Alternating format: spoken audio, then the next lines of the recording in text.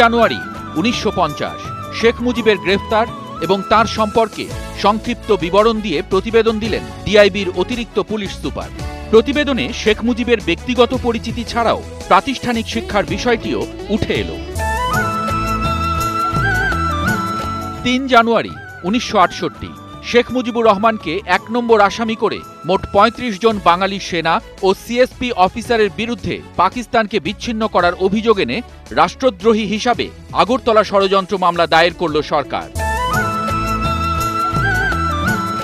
3 জানুয়ারি 1971 রেসকোর্সের জনসভায় জনপ্রতিনিধিদের শপথ গ্রহণ অনুষ্ঠান পরিচালনা করলেন বঙ্গবন্ধু।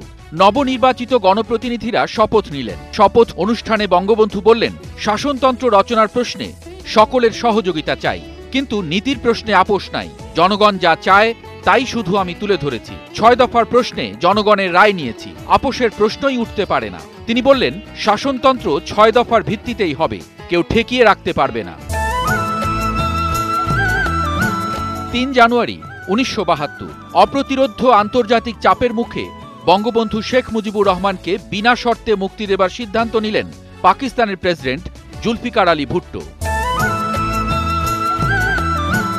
3 জানুয়ারি 1973 বরগুনার জনসভায় প্রধানমন্ত্রী বঙ্গবন্ধু শেখ মুজিবুর রহমান বললেন, কোনো মূল্যেই আমাকে কেনা সম্ভব নয়।